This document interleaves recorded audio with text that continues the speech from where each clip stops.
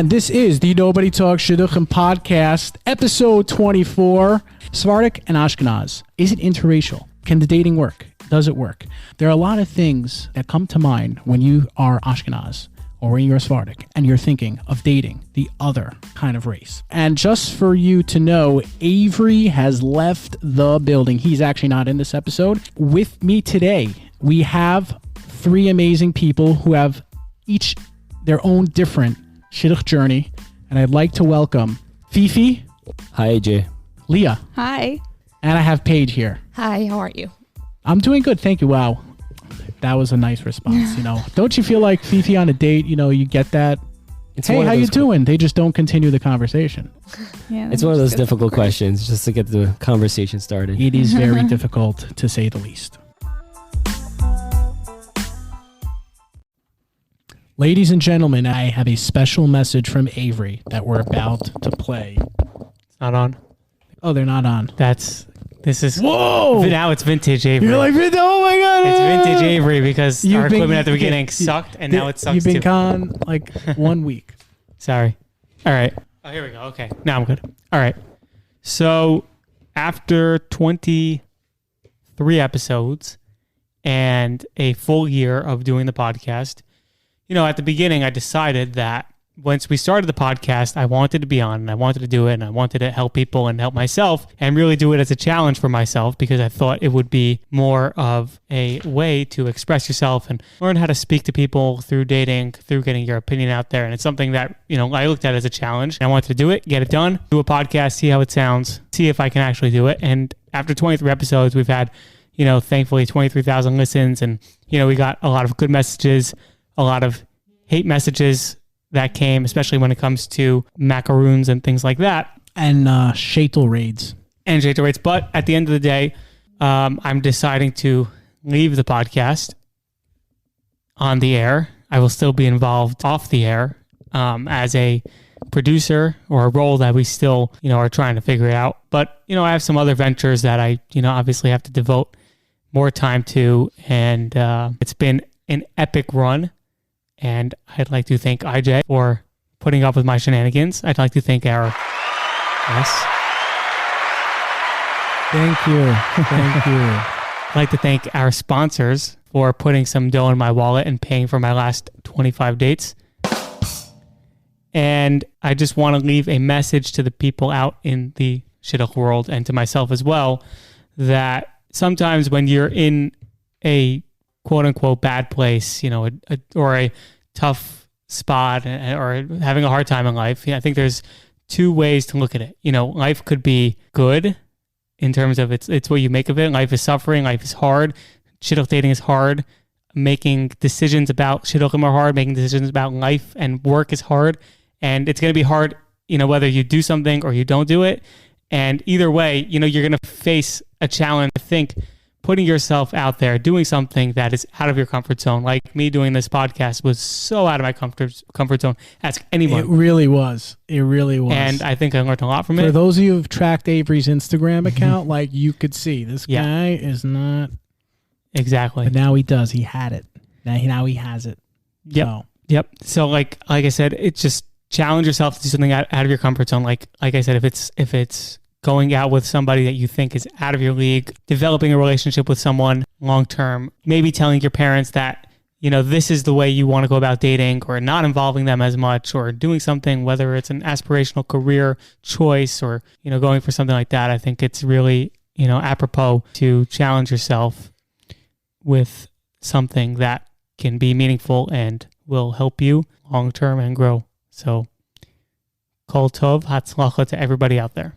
And just to give you guys an idea of our guest host today, we have Lia representing the Sephardic community. Welcome, Lia. We are so happy to have you. And Paige and Fefe representing the Ashkenazi community. Many years of dating experience, dated Sephardi, and have so much to offer and share. And we're looking forward to hearing it from them. Okay, Sephardic and Ashkenazi dating, interracial. Are there barriers of what it's like to be Ashkenazi? Do you have to go to their mimunah if they're Moroccan? Identifying the culture specifically. What's with the Rav? What's with the Rebbetzin? Do you have to go to a Kabbalist? A lot of things on this topic. And I have experience in shidduch dating. because I am Ashkenaz, I have dated Sephardic, and Sephardic girls are a certain way, and they're a different way. Aside from being a woman, In a many good way. other Ashkenazi girls in the best way.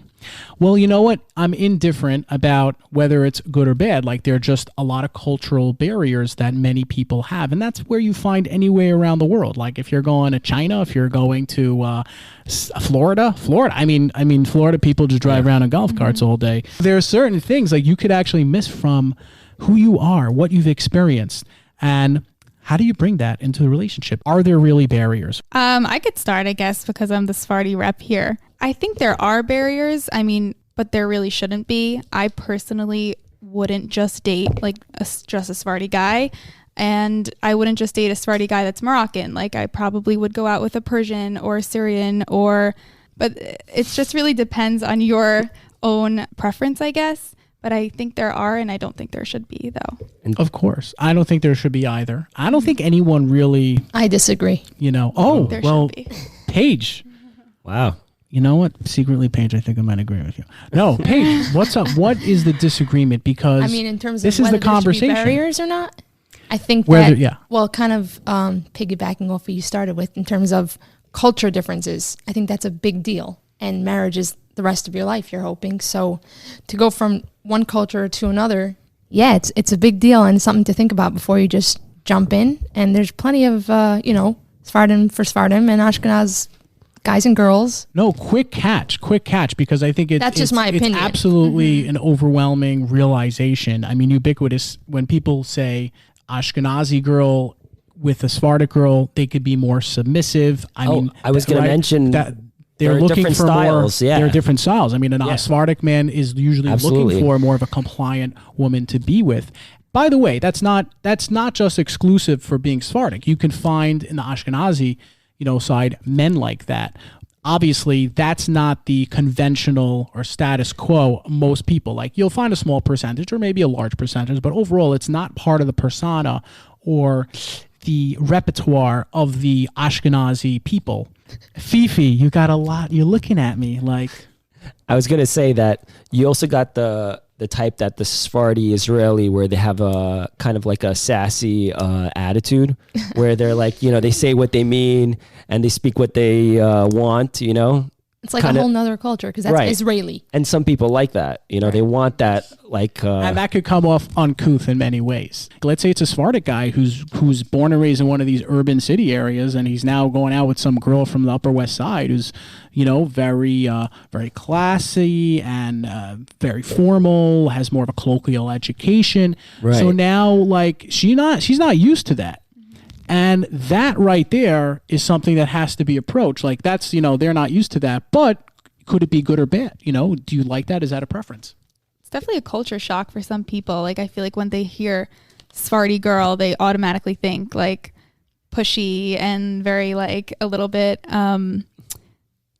I can't get the word. Depends on the type, though. There's the Sephardi that are like that, Like and then there's the Sephardi Moroccan. that are more like, like what you were saying, IJ, a little more, passive, a little more like, go with the flow, everything's okay. Yes, and you have both types, so it's kind of interesting to think like they have the side that comes off as like, I got my attitude, I got my like way of doing things, and I got the girls that are like, we just want to go with the flow, whatever the guy wants. Yeah. And and that's true, and that's you could find with people, but there is a presupposing delineation that the guys are coming in with, and that's I think what I would want to hit first. Where Right. and I think what Paige was saying is that that's really where you have to really understand: am I ready to have that challenge issue or not an issue? Like, how am I going to make it a part of my life? Very fair to say, because Sephardis are also very family oriented. So like when you marry into a culture that's totally different than you are, it's going to be like for the rest of your life having a different, like the chagim are different and the Shabbos are different. And so it's just hard for maybe a girl to even just go into that just because of their like differences of like ways of celebrating things and minhagim. So yeah, and that's a big part. Paige, is that similar, like from an Ashkenazi background? Yeah, 100%. I mean, are you talking about Ashkenaz I'm talking about Ashkenaz women marrying Sephardi guys. 100%. It's harder that way. Because guys are very, I mean, as you were saying, that Sephardim very into family, but then girls are also very into their family. So that could be a big, big divide and a big issue, which is why you really have to. So interesting. We haven't really mentioned anything about Ashkenaz. Like they just range. Well, we'll get to those soon. I also want to know. Like, I really don't. We have the submissive Sephardi. We have the sassy Sephardi. And where does that? I think there's more distinct Sephardis though than there is distinct like different types of Sephardis that are than Ashkenaz. Like there's only one shul here in the 5 towns that I know of that's Sephardi, and the whole rest, everything else is Ashkenaz. And what's it like as an Ashkenazi perspective, Paige? What's it like when you're, getting into some real identity barriers with those cultures? So are there 2 or 3 things that come to your mind when a shadchan sends you a resume that you're like, oh, okay, he's Sephardic, cool, no problem, but I just need to know about these 2 or 3 things? Not that it's happened very often, to be honest, but a couple times, like Leah said earlier about the family, and I think that if it's a Sephardi guy, I have to know, first of all, since I'm Ashkenaz and I'm not willing to just convert to Sephardi, I guess, actually, how close he is, what his parents are like, what his actual family is, aside from he has Sephardi minhagim, but like how Sephardi is he and what sort of home does he want? Because that's the main thing here. Now, if he had gone to, one parent's Sephardi and he's Sephardi by minhag, just because it goes from the father, but it's gone to every single Ashkenaz and has like an Ashkenaz Rav and all that, then it's a whole nother story. It makes such a big difference. So that, I think, is one thing for sure. Yeah. I mean, that comes to mind. Like some Ashkenazi guys also? I mean, when you are looking at a resume and the guy says that he's Sephardi, you have to look into that way more than if you're going to see a guy who's, or a girl who is Sephardi, because you're going to have to convert everything to their customs. Right. You're going to have to do his minhagim, his shuls, his rabbis, and it's way different for a girl. It's a little bit harder, I think, for a girl. I think there's a big divide between the expectations of dating between a Ashkenaz and a Sephardi girl, You have the Ashkenaz is basically, I think it's a little more like streamlined. They kind of know what to expect, especially from the family. But then the Sephardic girls, they may want a little bit more from different areas, I'll just give you a little story that happened. Basically, I live above a Sephardic family. And I passed by, and it's like a grandmother and grandkids, and they're kind of like just hanging out all the time. And she passed by and she gave me some advice. She was like, you have to, like, if you want to get a girl to like you have to impress her. You have to buy her gifts. And then she told me the story, like when she first met her husband and they decided to go out, the first thing he did was buy her jewelry. Like this was obviously, she's like 60 or 70, so it must have been like 50 years ago. But that was like a normal thing 50 years ago. You going out with a girl, you buy her like a nice piece of jewelry or like something as like a showing, and that's a Sephardic cultural type of thing. So they want to see the guy try and show that he's highly interested in the girl. Whereas in the Ashkenaz, I think dating, it's more just like, we're going to go out, we're going to like see if we click, and we're going to see how our personalities and our goals and whatever else is important to us, how they kind of align, When you said about the, buying jewelry, I happen to have gotten, when I was looking for a car years ago, this guy told me he had one car for his business and the other car he leased only for dating. Oh it was like, it was infinity, I don't know exactly what number letters, but it was this Sephardi guy. He's like, so it's there's nothing important, wrong. I guess. Yeah, so he's like, I just did that to impress girls, now I'm married, whatever it is. But I think that's so a part of the culture, and I think that could go on either side. Definitely more of a yeshivish move in many ways. Right. And you can for sure, look, let's be realistic. I mean, today, 2020, you can tell, I'm driving down and I see like, this Odyssey, and I'm like, okay, Ashkenazi mom. And I'm like, it's like a gift and a curse. I just want to put something out there. I want to say that not every Sephardi is the same Sephardi. I think when people say Sephardi, they think of just like I think everyone's the same when they're Sephardi. I'm totally against that because I'm Moroccan and that's not the same as Persian or Syrian or Bukharian. And everyone has their own different customs. It's so different. People don't really realize that. So I just want to pull that through. I digress on what I, am inferring, but I totally agree on that for sure. I mean, you have the actual, denominations and sects of the Jewish community can be totally relevant and related onto the different Sephardic community. Like you could have Sephardic yeshivish, you could have Sephardic modern, you can have Sephardic you also reform. There are for sure, and I think that definitely has a lot more of an impact on that. Like one of my good friends is Sephardic yeshivish. He's totally Sephardi. He's the most yeshivish guy I know. And and we get along. It's possible. Unity today, J-unity. Yeah. There are issues that come up that we want people to be aware of. Culturally and obviously minhagim wise, which we'll get into soon. And there on the other side, there are things that might not be a big deal. And be like, no, don't overthink that. Don't overthink. Okay, you're Yeki. She's totally Sephardi. Like it's a win. Like, that 3 hour waiting for like milchiks and fleishiks, like that's good. Mm-hmm. Like that's a great pitch. That, you know what? I just decided I'm gonna be Yeki. Okay. I think also there's like another element where you have the Sephardic girls or guys that grew up in an Ashkenaz culture. So like you have that element of like, well, the family's very Sephardi, but you have the girl that kind of like grew up and hung out with Ashkenaz and had, Rabbeim and teachers that are all Ashkenaz, and they kind of are a mixture. So you're not going to get the hardcore Sephardi mentality. Or you have the girls that are, or the guys that are like more family oriented, where the family has so much influence. And now at that point, it doesn't matter where they grew up. It's just, that's who they are, So I think that's an important question to ask before you're, deciding on a shidduch resume. You want to be like, well, I see that they're Sephardi and I'm Ashkenaz, or I see that they're Ashkenaz and I'm Sephardi. Are they like Sephardi, or are they, That's my issue. A Sephardi Ashkenaz that kind of like hasn't, that is a great point. Single malt, Fefe. or is it an Irish whiskey? Well said. Great point. Right. How fervent is this person in terms of their culture? So I want to do some more fun topics than the serious stuff. Like we got rid of Avery for a reason, So one thing I always notice in the Sephardic and Ashkenaz mix. So you're going out a few times, dates 1 through 5 or 6. You want to kind of avoid maybe these things, or maybe get to them, but definitely something that is a total culture barrier in the Ashkenaz and Sephardic community. The Rav, or the Rebbe, or the Rav, as they call it. Like in the Sephardic community, the Rav is always right. Yo, my family, we got this crescent from the Rav, and he was in this, right. Right. Leah's looking at me like, you're so right.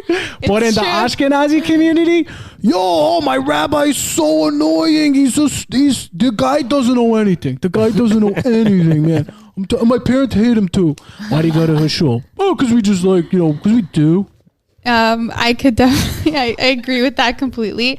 My rabbi is, everyone will like bow down to this guy, whoever is in my Sephardic shul. They're very stern. You make very close connections with them. I don't know. I can't vouch for Ashkenaz like relationships with their rabbis. I don't know much about it, but I could tell like my brother and my father, my uncles, they will listen to my rabbi like it's their last wish. I don't know. They listen very, very highly to them. Very much so. I get it. For sure. I totally see that. Yeah, they are, the Sephardic culture is like, they're going to go according to what the Rav says, no matter what.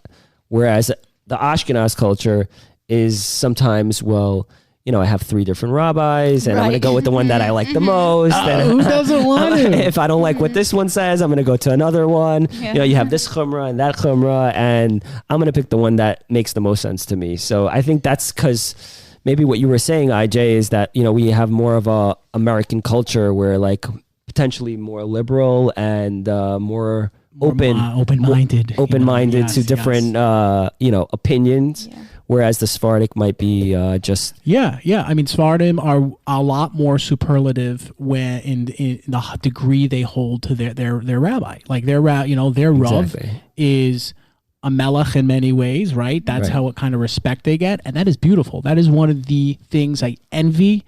I'm enamored by it. I love that, and correct. That's the Sephardic part of me, I think. But like I want that. I am enamored by that. It is such a beautiful thing, for sure. Very, very. And I've heard that before. On the Ashkenazi side, I wouldn't put every Ashkenazi community down, but for sure, the Ashkenazim are absolutely in the yeshivish community. The yeshivish community also has a very, very also same thing. Like they hold the rabbi in a very regal state, very kingship kind of manner, and go to him for everything, or her. No, I'm kidding. No her. No her. No Pete. On this crowd. No, I agree, but there are definitely some Ashkenaz people who have rebbeim that they hold close, and I think that it's a comfort to have someone to make that ultimate decision for you when anything comes up in life that's a big decision, das chachamim and things like that. Then it's just a relief, and it's great to not have a single person you go to, and you'll never know if you're making that right decision, but to have someone, I guess in the Sephardi, the Rav that they have, that one person, it's probably like a sort of a comfort. I'm like, like I'm not missing out because I'm following what I'm supposed to. Yeah, and they're just going with one rabbi. It's not like they're having I don't know how that works. 3 or 4 rabbis. It could get a little complicated. It could get a little complicated, but most of the time it works well because they're having one opinion. They don't have other 3 or 4 opinions telling them what to do, like the best answer that they want to hear. So yeah, it's definitely a plus side, but one of the things that I've heard related to what you were saying, melech or malach, there's definitely I've heard this for a Torah, I just don't know where it's from, but there's like a saying that the Rav is supposed to be like a malach, like an angel, where they can't do anything wrong and everything they say is correct and spiritually correct and going to give you the right guidance in life.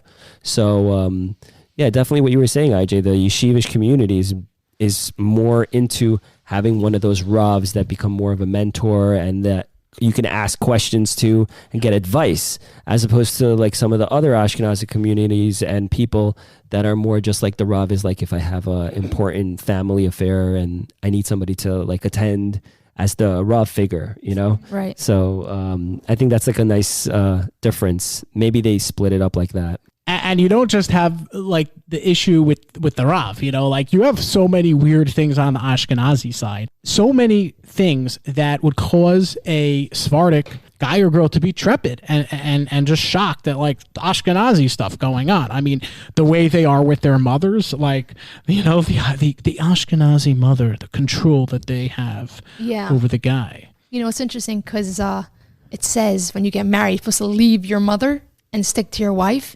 And the Torah knew beforehand, Ashkenazim, it's like the mothers and their sons are like this bond, and to sever that bond, or like the mom has to agree with the girl if it's good enough for her, and not necessarily whether the guy is for them okay to with it forecast that as an issue is very, very telling. And I can tell you, like, these Sephardic girls are literally going to be like, oh my God, what is his mother just, everything he does, like, has to be run through his mother. That's so big. That is like seriously, the Ashkenazi guys, like, you got to step up your game in that Exactly, especially for Sephardi girls who are used to the man, being a man. And then they come up with these Ashkenaz guys, and it's like, oh, well, my mother actually said I shouldn't date you. Finally, I went through someone else, and they're like, no, I think it's a good idea. Yeah, it's so indicative of a lot of problems that Jewish guys have to find their bashir. Like when you're dealing with the mother, and it comes off many times like highfalutin, very pompous. That whether he's listening or the mother, whichever one you're pointing to is the problem, like, it's not going to rub off well. Yeah. So davening, I would say, to pivot. Davening is interesting because you have like the Sephardim, they are so respectful in shul. I mean, you go in and they have the rabbi, the kehila, kiddush club, and then like for them to go into the Ashkenazi, like now they're going with the girl's father to shul, and the Sephardim are like looking and like they're messing with the rabbi. Oh, the money, it's unbelievable. Like people are talking in shul, people are doing business in shul, and that is also a major barrier for many Sephardim who are thinking about, well, this is some of the problems the Ashkenazim have. Yeah, that could be a big deal. As a girl, we just think about the guy and the Sephardiness and, what he, minhagim, this and that. But for a guy to come into an Ashkenaz minyan and see what's going on, he could feel like, this doesn't even feel like a minyan to me. Like, we're so spiritual, you might say you are, but like, what's going on in your shuls? Because that could be a real issue at some point when trying to raise a family and trying to raise your kids and going through the schools. Mm-hmm. So the mishpacha effect it has on your future absolutely can have some impotence. Yeah. I have a quick question, Lia. For you personally and your family, does your brother ask the Rav whether he should date a girl before he dates her? Yeah, 100%. That's so funny because recently this guy wanted my complete Hebrew name, mother's name, and I was, what did he need it for? I thought like he just wanted to know if I have the same name as his mother, maybe. Like, I don't know, that's an Ashkenazi thing. I don't know if that's a Sephardi thing. No, not that I know. No. That's so funny. And I'm like, and then it's like, yeah, he's taking this to his Rav, right. And that's like, oh, that's like, how does the Rav doesn't know me? My brother will go to 4 other rabbis before he will go to tell my mom or me or my sister, like, oh, hi, I'm going out with this girl. He will go to at least 4 rabbis until he tells us, oh, okay, actually I'm going on a first date with this girl so-and-so. We don't know anything about her, but the rabbis will know everything about this girl. We'll probably talk to the girl before. We'll do all the research for the girl. It's definitely crazy. So different for the guys than the girls, but wow, that was like my first experience, like my first time that actually happened with this party. So I was rabbis surprised. know more than I do. And I actually, Lee, I actually agree with that. I think that informed decisions when we decide to go out with somebody, because I think it's more like, oh yeah, let me see the resume. Oh, it sounds like a great idea. Let's just go out, right? But it's not like really thought out. Whereas your brother, as you mentioned, it sounds like he's gonna go and he's gonna ask 4 rabbis, spend like a couple of minutes on each one, go over the details, and you don't know how much time the rabbis are spending, the rabbeim are spending looking into the family, the girls' references. So it looks like it's a more thorough type of arrangement as opposed to what I've seen in my experiences, where you just, you get a shotgun call you, and then they're like, well, I'd like to go out. I want to set you up with this girl. She's great. She's amazing. And then you say, okay, well, why do you say that? And then she'll go into a little more detail, but that's it. And then you make a decision, and I feel like that's a little bit too little before you decide to go out with somebody, maybe to spend the rest of your life with them, or maybe just even spend a couple of hours. You got to make a little bit more of an informed decision, I agree. And also, since that the boys have such a close connection to their rabbis, that the rabbis will know so much about the boy and will make such a good decision of whether this girl is good or not for to even attempt to go on a first date. So I think that's just a good plus. I do think that it sometimes could get hard having for my mother, it just gets so frustrated that the rabbis have to just be before her and before her decision. I think that also is not fair, but I think the rabbis will always keep into mind that the guy, because they're so close. So I think it's definitely a little bit easier. So I didn't even know that could be a potential issue. The parents, parent involvement, especially in terms, because there's a lot more array for their Rav, and unfortunately there's a lot more acrimony for the Ashkenazi Rebbeim. But definitely a lot, and obviously this is very objective. It's not subjective. Everyone's case is going to be different. And I think these are some great paradigms examples that we mentioned today. We're going to go to a break though for now, and hey, take a look at this on the webpage, guys. shidduchpodcast.com.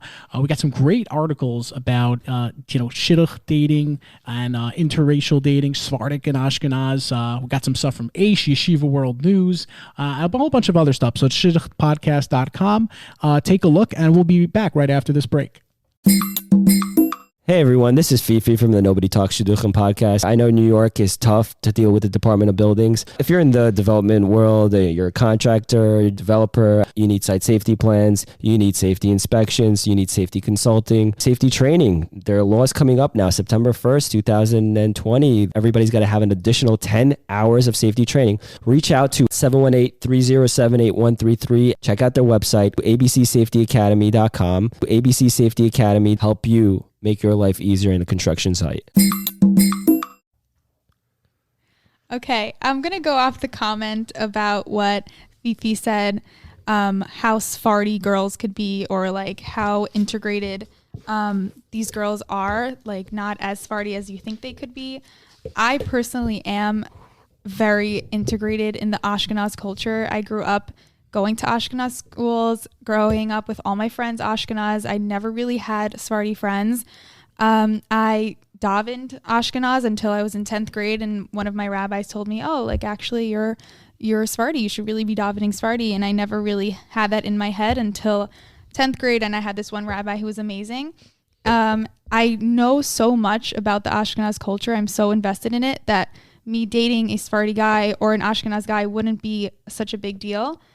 And I think people should really just know that not every Sephardi girl or Sephardi guy is super Sephardi. It's very broad.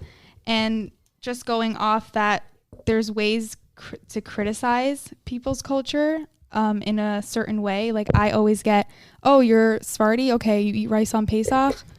No, I actually don't eat rice on Pesach. I don't. What? I really don't. From your resume, I was like, yeah, totally. You never know. I wait 6 hours. I don't eat rice on Pesach. I actually don't eat like most of the things that you guys would eat, like Ashkenaz would eat. I don't eat that. I don't have quinoa. I don't have green beans. I don't have. There's a lot of. You different should tell things. this. Do you tell this on the first day? That's probably why the guy. Maybe I should. He's like, wait a second. Like you're basically Ashkenaz. Yeah. I had a question from your explanation. Would your parents, on the other hand, be a little bit like, oh, I prefer that you date a Sephardi guy? Because I know you might not mind, but then again, there are some parents that would be like, well, we would love to have a Sephardi family in the family as opposed to, some Ashkenaz skin. Who knows what, you're going to get yourself into. Not at all. My parents would actually prefer me to date an Ashkenaz rather than just a Sephardi guy. I think, not that. Do you think that's across the board? No, not every Sephardi. I'm going to keep saying that again. Not every Sephardi is the same Sephardi. So Moroccans are more like Americanized, I guess, or Ashken. I don't know how, like they're more integrated into that. More Americanized for sure. Yeah. So no, they would not care. But are there times when they comment, on their cult? There are. Yeah. And critique as well. Oh yeah. Not always. Yeah. I've been out with a guy who will say like, oh wow, like you have these henna things, like what are they like? And I'm like, it's just a party. Yeah, I'm emphatic about like those. You wear robes. I get so excited, so jovial. I'm like, put one on my head. Not every guy's like that though. Some are really weirded out by it, and I kind of got offended by that. Like they are like, oh, they look like Aladdin with like those little hats, and they were like kind of like making me feel a little bad about it. And I was like, it's not even that a big deal. It's just a little party that like my parents would have after the wedding with henna or something like that, and it's like literally 20 minutes. But Sounds he made me cool. feel like, like people. I don't know. I've met guys who are also it's like a that's cool really thing, cool. Yeah, but not every guy's like that. Not every guy's like that. Like some people are gonna feel like I don't want that. There are a lot of people who feel weird about that. Like Avery would be like, oh, get that garbage out of here. Yeah. I feel like I could relate because I do go out many times with Sephardic girls, and I think it's always better to try to stay within the culture you grew up in if it means something to you, if it has a value. Correct. Wow. If you want sure. different things, for sure, go for that. I'm not closed-minded when it comes to that. I am definitely more open to being with someone, because for me it's more about the person, and whatever that may entail.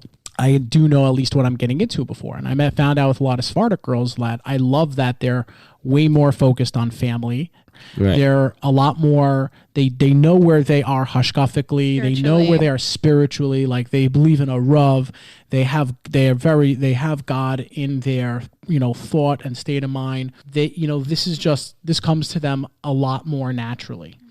And never in an ardent way. It's not like this enthusiasm or passion. It just is what it is. And then of course there are cases that they're ardent, but right. I could find that in Ashkenazi communities where girls are just like, they're very, oh my God, ardent. It's like so much emphasis, like Hashem, and it's like overdone, overplayed, like too placated. And then like you have in the Sephardic, like no, like by far conventionally, they just have that. And those are some things that as an Ashkenazi man, I do like to see. I think a strong foundation, a solid base, and at least also knowing what I am getting into I'm going out with a Sephardic girl. Sounds like you're more leaning towards the Sephardi culture than the Ashkenazi culture. Well, for sure. I could see the same in like the yeshivish belt also, but there are always things that can be integrated that have a correlation, like the focus in the Sephardic community on Parnassa is very similar in the modern Orthodox world. Like the yeshivish community doesn't put a focus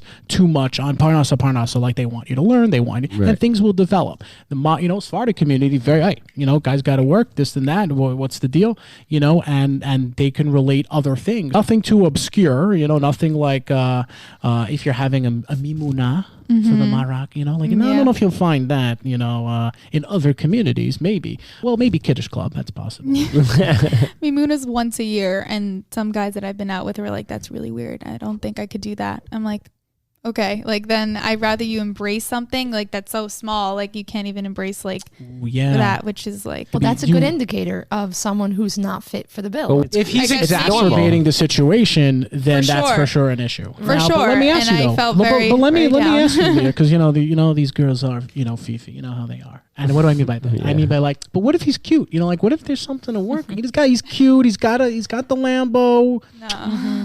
No. Whatever. He's Ashkenaz. I mean, is there a way to try to figure it out? You might really like the person. Oh, okay, fine. You might really like the person, and you see that they are not, they as in, the guy or the girl, in your case, the guy, they're not too open for, these kinds of things. Is there hope? Is there a way to get around it?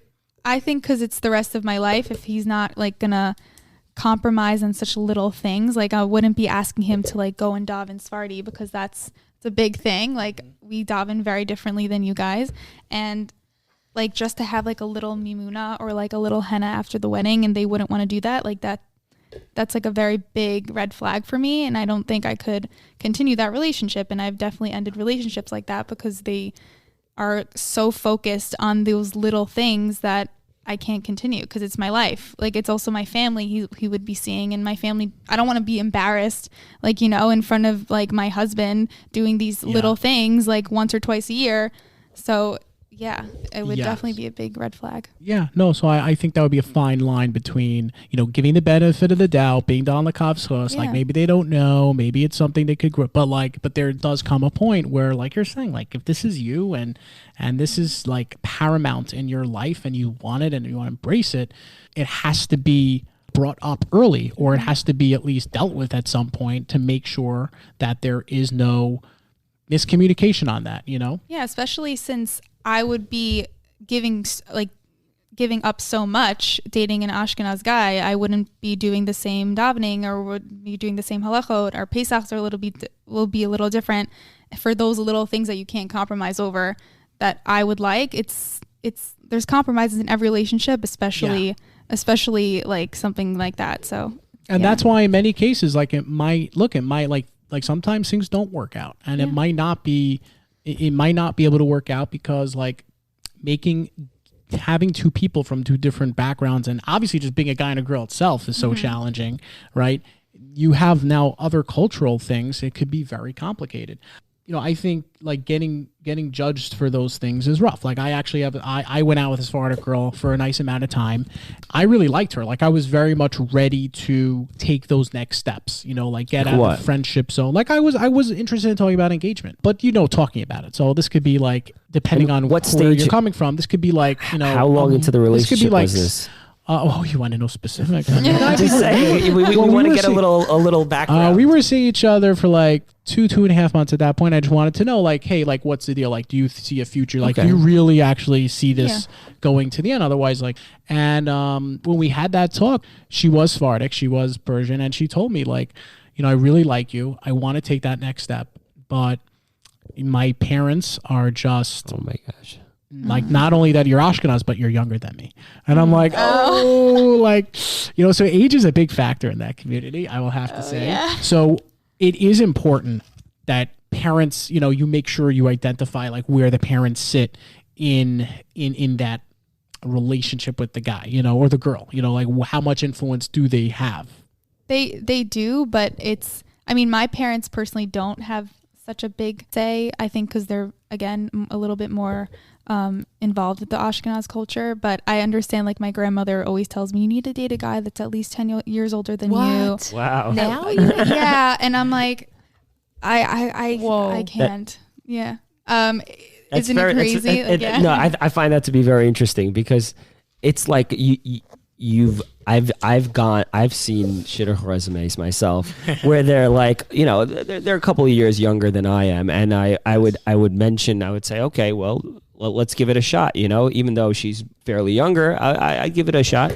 And what do you know? They say, well, he's a little bit, there's too much of an age gap. And then I'm thinking, well, what about the Sephardi? Like, this girl was Ashkenaz, but what about the Sephardi girl? Like, she's going to say the same thing. No, she's not. She's going to say what you, Leo, was saying, like what your grandma was saying. It's like, the older the guy is, I think that's... it's so true. It's much more accepted in the Sephardi community to, I was with some guy in shul, like I had like help me Munah or something, I don't know. And the guy walks by, he's like, I picked that girl out for my son 12 years. I'm like, isn't your son 20? Yeah. It's a little interesting to see the cultural divide there, because I personally don't I understand the sides of the argument as far as like age goes, but I also see the benefits of going for, like, from a girl's perspective, an older guy, and from a guy's perspective, somebody that's a little bit younger. And that's something that I find to kind of like, well, what's your reasoning behind it? Well, exactly. What do you think? Right. I was thinking the reasoning, I think, behind it is a big thing, because the role of a woman in a Sephardi home is maybe very different than a role of a woman in an Ashkenaz home. Oh, yeah. I mean, you were saying submissive before about, I forget the guy or the girl. In my mind, being an Ashkenaz, I think that the girl has to be submissive, because in her home she grew up with the guy making all decisions, being the one to decide, and being the ruler in a sense, not in a bad way, just in a way. Yeah. So therefore, if that's the case, right? In that case, okay. So to have a girl that's 10 years younger, the girl will look up to her husband that way naturally, without even having to work on it. But in terms of Ashkenaz homes, when it's more like equal, and you kind of are building something together on the same page, have as much say, communicate, make decisions together, when you have that 10-year difference, it's like we're not even like talking the same language, maybe. Like you need a cohesive unit, right? Like, you have to understand each other. But there are cultures out there, I don't want to say the word traditional, because it's more modern today, to equal 50, 100, 100. I say 50, 50, and then the dating coach is like, no, shut up. IJ, it's 100, 100. Okay? I said, no. It should be. I said, it should be 40, 60, and she'd be doing just 100%. Anyway, well, that's why I'm single. I was just going to say that I think some of the reasons that it is so different between the Ashkenaz and Sephardic is because they're basically running two different shows, you know what I'm saying? But why can't same corporation, different division? Well, exactly. I was gonna say, why can't you just have where their roles set up, and that's set up both in Ashkenaz and Sephardic? Why does it have to be so like that's sexist? Yeah, sexist. I think that's that's a big question. I mean, that's like saying, why can't Ashkenaz do the things that Sephardim do, and Sephardim following, Ashkenaz following Sephardi culture. I think that's the whole difference there. Like, I don't know. That's what it sounds like to me. I mean, in my house, like I just grew up with like the girls have to learn how to cook phenomenally when they're younger, and to always cook, always clean up. The guys are just going to sit there while everything is being done for them on a silver platter. And I personally do not like that. So I would like to date someone who, would just help a little bit around the house, or even to like, do the things. No, it's true. No, it is. I totally agree with you. I didn't know this was a Sephardi thing. This is just like, in my mind, the guy has to do. No, that's true. Some of these things that you're speaking of, I thought like, in the olden days, I didn't know that things still go on. No, it's very much true. My dad will be sitting on the Shabbos table. My brother will just be sitting, waiting like for us to like bring the food in. And I'm always in my head, and I'm always telling my mom, like, why can't they just get up and help? Like, why can't we just do that? Like, why am I the one who has to bring them food? That is a part great of, question. That's cultural. That's a cultural It's definitely a cultural, and they're going to be adamant about that. They're not going to want that change. And by the way, I think there's a lot of beauty in not, being adamant about those certain values. There is a lot of beauty in there for sure.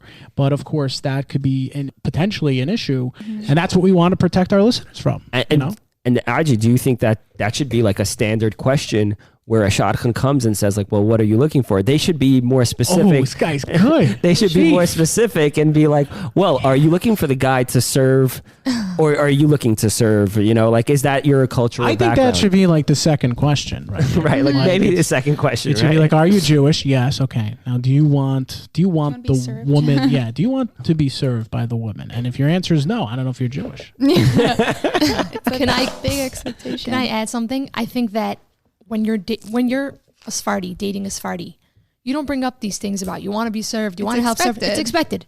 If you're an Ashkenaz dating Ashkenaz, again, it's like, why are you asking that? Like, the guys always help, or if they're not, then maybe they just don't got good midos, or they're just selfish, or whatever it is.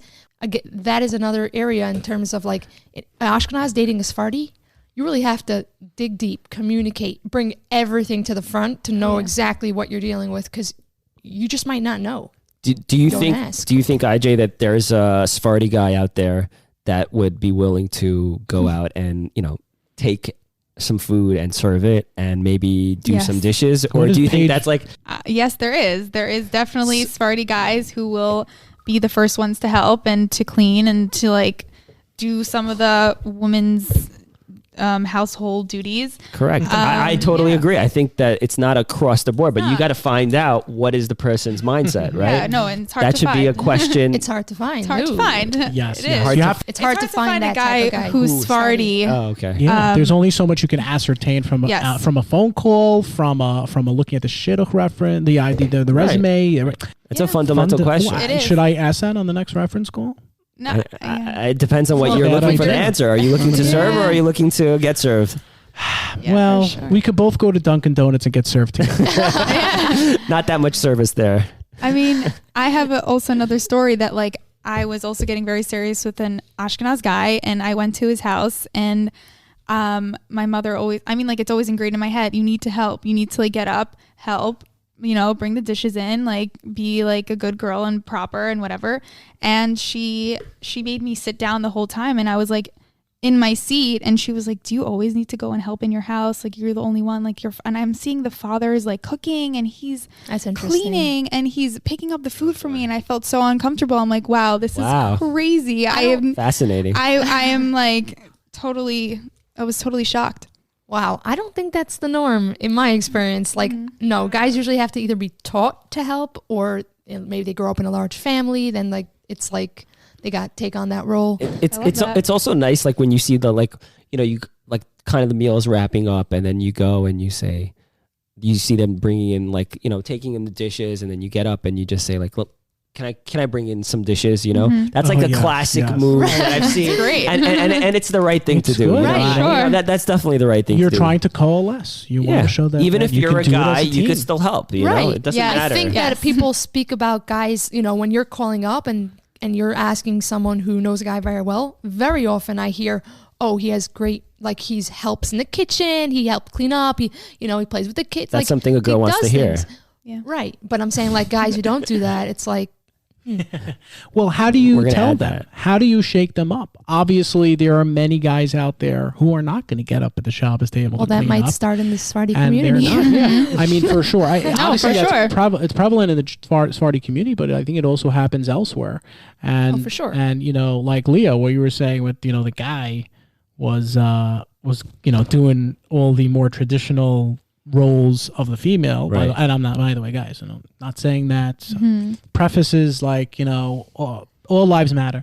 Anyway, like that is an anomaly. That is I can tell you from someone who is more in a traditional upbringing and traditional like outlook, that would be a little too weird for me if it was like the woman was sitting there, the mommy was sitting there, Ima was sitting there making kiddush and like not to that extent. not that. No, but like It throws me off when the woman will make like hamotzi. I'm like, Hamotzi, oh my God. gosh, what just that happened? happened. Like all of a sudden, I'm like going to That's friends' very houses. rare, but and, like, that's happened before, and I'm yo, like, whoa. what weird. kind of world are we getting to, yo? I mean, like, there's the guy needs to be preoccupied. Shul politics, cutting the hamaitzi, and how big the kiddush cup should be. It should be a big gulp kiddush cup. Should be a little like what kind of right? I mean, it could really offset some Sephardic girls or even Ashkenazi girls if they're thrown into a different tradition roles like that.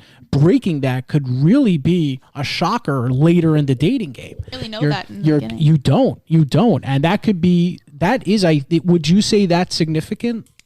I think that's definitely something that you have to like look into, potentially speak to relatives, family, friends of the person you're planning to date, to just get just a small idea of what their Shabbos is like, or let's say their family dynamic. I mean, and I think that's a fair question, something to discover before you decide to go ahead and make that decision to go out with somebody, and that'll do good for you in the future, because if you get the right answers, then you know what to expect. If you get the wrong answers, then you know what to expect. I think that once you're by them for Shabbos or hanging around their friends, I think you can see a lot more, and I think that's great, because experiencing that difference affects you probably differently than just hearing about it. Oh yeah, that's fine with me, but like it might actually strike a chord and be like, wow, I'm really not comfortable with this, or this is so odd, or it's embarrassing, or I don't know if I love this. And it could be something to break something, but not in a bad way. Just out of, you're just more knowledgeable for the next time,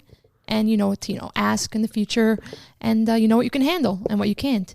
And I think also like that's one of the things that people, let's say from a more modern background, or people that like to, date people that they already know, they already have those answers just based on, hanging out with the people that they already know. Yeah. And that's a big benefit that people say like, oh, this shidduch, we are getting what we get and we see the resume, but we don't actually know what they're like, as opposed to somebody that you already know, or you get a family friend that kind of says, oh, you should go out with this person. You kind of could get the right answers, as opposed to going through a shadchan who may not always have done the research to the family as much as you would want them to. That's an important difference when deciding who you're going to go out with. You want to make a decision based on good facts. Guys, that was a plethora, as some of our listeners have told me, of topics when discussing Sephardic and Ashkenazi dating. So in closing, there are barriers that, have to be identified and communicated properly to get through certain issues that can absolutely come up. So if you're not Sephardic, or even if the girl, even you're both the same, like what is it like? What are your values? Like, can we meet on in the more imperative things? What's more paramount to you that you hold value? So how people act in their house is very, very keen in terms of, is the other person going to be comfortable? Like when it comes to those situations when you're with, you're the other person and you're trying to make things happen. Here's your life. This is how it's going to look. Is this something that you're open to? Is it going to be an amiable kind of experience for you that is positive? And I would just like totally recommend to don't prolong anything. Make sure that you're ready to get to it. You're ready to discuss it early. Earlier the better, because there absolutely are culture clashes, but we don't let those hold us back. At the end of the day, if you really like the person, if you can love them, values, building that relationship and to coerce each other is going to be way more important than anything else. Paige. Okay. So, IJ, well said. And I do have some overlapping ideas on that matter. But I'm going to start by saying that in terms of Ashkenaz, dating Sephardi, dating Ashkenaz, I think as everything in life, there should be taken case-by-case basis. You have to do your research. You have to know yourself. Yeah. And the other thing is family's a big deal. So both on the Ashkenaz side and the Sephardi side, know your relationship with your family, know what you want for your family, and don't hide it. Bring it up, like IJ said, as early as possible, because that might be an area where you cannot compromise on. And the last thing is in terms of values matching up. So, values are the most important thing. I agree with that, but I do have something to add, which is I think that culture in the home may be just as important. And that's like your everyday, day-to-day, the way you live your life. So yes, there are values, and that's very important, but culture may just be up there as important. And I think you need to make sure that either you're open to another culture, you're comfortable with it, or if not, don't date, Sephardi or Ashkenaz. I just want to say, personally, I learned a lot today. So thank you, Lia, for informing me, and I'm sure many of the listeners, as to a little bit of what's behind the scenes in the Sephardi home. Yeah, I mean, growing up definitely in a Sephardic home, it has its many differences.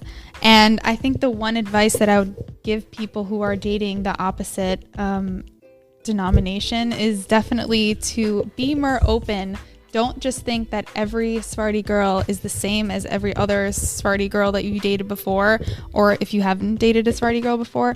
But I think relationships are definitely hard to compromise in general. So if you're looking into the other culture, be open to it. And if you're not open to it, I wouldn't suggest going into another area. But you need to, if you guys are compatible and you guys have so much to do with each other and everything will work out, it could work. It's not as hard as people could make it out to be. I think if you're just more open and you're willing, then it could really work and it could be beautiful. That was nice. Yeah. I totally agree. I think that there's definitely value in dating the opposite culture. And I think that's one of the things that we have to, before we decide, who we want to start going out with. One of the things I would recommend is just taking a look at, understanding what that other person is looking for in terms of family culture. I think that's a question that is a good thing to look into. And even though people are fluid and flexible and they could always adapt, you could always have the guy that's so used to getting served, and then he learns over the years that, the wife wants me to serve as well, and then he's going to go and do that serving, and he's going to be happy about it. And you have the guy that doesn't want to change the way he does what he does and the way that he expects his family to run. And those are the type of things that are very important and should be emphasized and potentially even put on the shidduch resume. I'm just kidding. So those are my thoughts. I hope you guys, I know I did. And loved having all of you, Fefe, Lia, and Paige. It is so refreshing to have, people of different backgrounds and different experiences in their shidduch journey, trying to get there. I call it the single siblinghood that we share, because we're all in it together, looking Jewish. to get married and find the rest of our lives. So as I usually sign off, happy face, smiley face, silly face to all you fans out there. This is the Nobody Talks Shidduchim podcast. The LMNO Broadcast Network.